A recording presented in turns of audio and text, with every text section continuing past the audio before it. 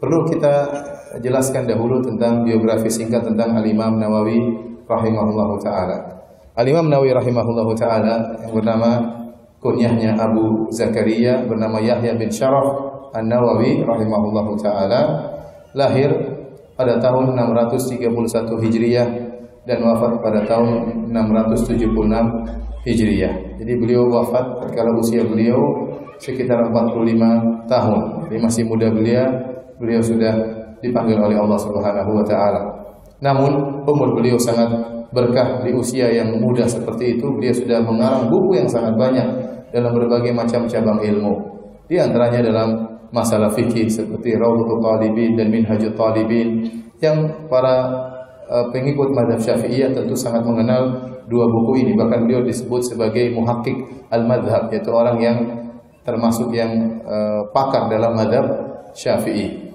Kemudian dalam bahasa misalnya Tahdhibul Asma' wal Lughat, ya, semacam kamus beliau juga tulis. Kemudian dalam adab seperti kitab Riyadhus Shalihin. Saya rasa semua kita kenal tentang kitab Riyadhus Shalihin. Hampir setiap masjid ada buku kitab Riyadhus Shalihin. Jadi antara juga buku yang terkenal, saya lupa tadi, tentang masalah fikih, Al-Majmu' Syarh Al-Muhadzab di Syirazi, ya. Al-Majmu' buku yang sangat detail yang menyebutkan masalah khilaf-khilaf dalam masalah fikih. Luar biasa karya Imam Nawawi rahimahullahu taala. Kemudian juga di antaranya, ya, kitab kecil yaitu Al-Arba'in An-Nawawiyah. Al-Arba'in Nawawiyah yang insyaallah kita bahas pada kesempatan siang hari ini. Al-Imam Nawawi rahimahullahu taala, ya, sejak kecil diberi anugerah oleh Allah suka dengan ilmu. Bahkan disebutkan dalam biografi beliau, tatkala beliau berusia 10 tahun, kawan-kawan yang sejawat dengan dia mengajak dia untuk bermain, memaksa dia untuk bermain, dan dia tidak mau. Namun dipaksa untuk bermain, dia bermain sambil menangis, namun dia tetap membaca Al-Quran, Itu umur 10 tahun, sudah gandrung, suka dengan Al-Quran, ya. Bahkan untuk bermain pun harus dipaksa oleh kawan-kawannya, ya. Sehingga sejak kecil beliau telah diberi kelebihan oleh Allah Subhanahu wa taala. Kemudian tatkala beliau masuk madrasah, beliau menceritakan tentang dirinya sendiri, ya.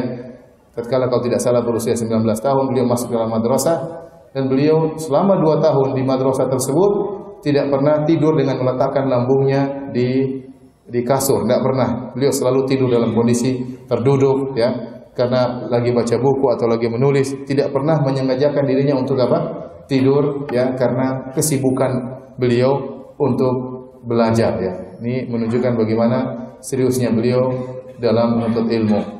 Oleh karenanya hasil karya beliau sangat luar biasa, padahal beliau meninggal berusia 45 tahun.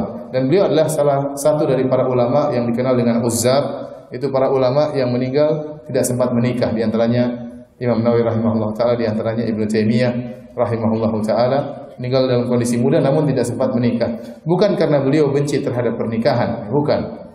Tetapi karena beliau punya kondisi khusus sehingga beliau tidak masuk dalam pernikahan, jenjang pernikahan. Beliau lebih memilih untuk tersibukkan dengan ilmu dan berdakwah daripada menikah. Bukan berarti beliau benci dengan pernikahan. Kata Nabi SAW bersabda, "Man raghiba an sunnati falaysa minni." Barang siapa benci dengan sunnahku, maka bukan dari golonganku.